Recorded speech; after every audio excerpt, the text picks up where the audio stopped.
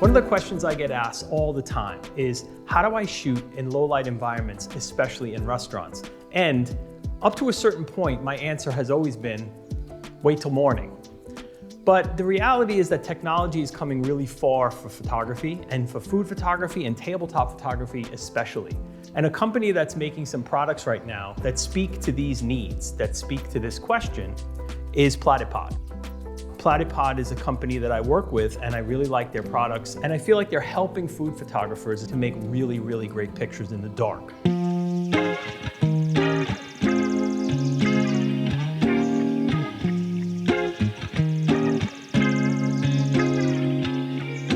No matter what light you have in your kitchen, if it's coming from above you, it's going to create shadows down on your food. So it's not going to be ideal for food photography. So in a situation where we have low light, these types of products, which are creating basically a small tabletop studio for you, are going to be a really good solution. So this is a little LED panel made by a company called Lumicube, and I have to adjust the light temperature. Temperature basically speaks to what's called the Kelvin scale. And the Kelvin scale starts at low numbers like 2800, which is called tungsten light, and works its way up into the daylight spectrum, which is around 5600. What I'm gonna try to do is find a little bit of a balance between those two, and the one that I found works the best for me is around 4800, a light that food seems to respond well to on camera. I'm gonna move my light into position on this wonderful chunk of caciocavallo, which is a local cheese, and this one happens to be aged. So this is why it has this wonderful, rich, yellowish color. I have this small tripod mounted to the bottom of my PlatyPod. The PlatyPod will sit flat on the table, just like this, but I wanted to elevate it a little bit. And on top of that is a holder that will hold all different phones of different widths. On there, I also have what's called a ball head. Now, a ball head will move around so I can position the phone any way I like it. This is a great opportunity to show you one of the newest features in the iPhone 13 Pro. It's Photographic Styles.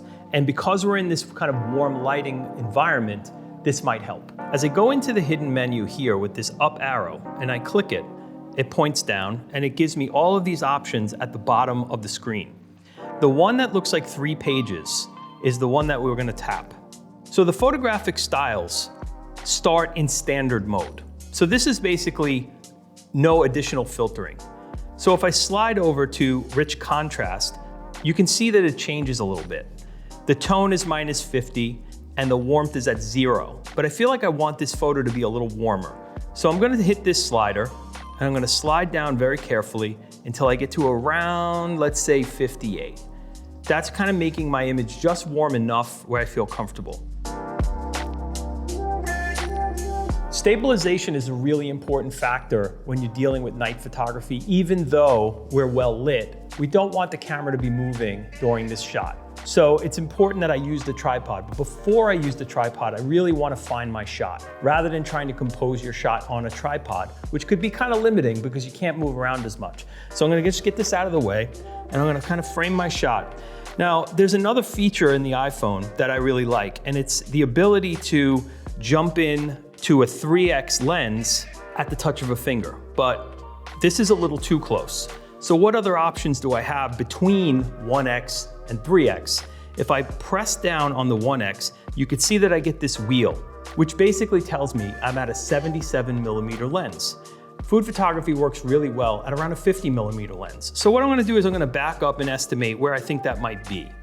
So I think I'm gonna be right around here at about 1.5. So I'm gonna let that go, and then I'm gonna mount on the tripod.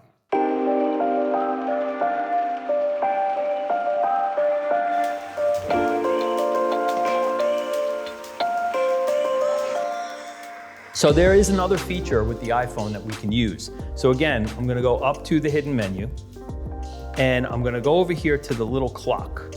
I have the opportunity now to turn on either a 3-second timer or a 10-second timer. But here, we're really just worried about camera shake.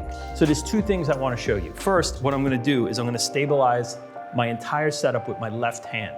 I'm gonna hold it steady. The next thing I'm gonna do is set the 3-second timer. Notice that with my left hand here, I don't run the risk of changing my frame. And then I'm gonna hit the shutter and then remove my hands completely. What that's gonna do is it's gonna wait 3 seconds before it takes the picture so that my hands are off and there's no risk of me moving the camera. So here we go. Stabilize with my left hand, shoot with my right, slowly take my hands away, step back, and we're really happy with that shot. Overcoming that one particular problem that everybody seems to have when they're first starting out in food photography is how to deal with that low light. Well, now here's a solution that I think works for you because it's inexpensive, it's light and easy to carry around, and it's super easy to use. So hopefully this will help you solve that problem and overcome that obstacle. This video is a free preview of the iPhone Food Photography online course. In this course, you'll discover everything you need to know to start your new adventure as a food photographer. We will go over the foundations of food photography and how to use them in a variety of applications, from advertising to stock photography. We will meet incredible people, and with them, we'll explore Sicilian food, traditions, and much, much more. If you'd like to learn more about food photography, please take a look at the full version of iPhone Food Photography. You'll find the link in the description right next to this video. So join the movement by clicking on that link right now, and I'll see you inside the full version of the course.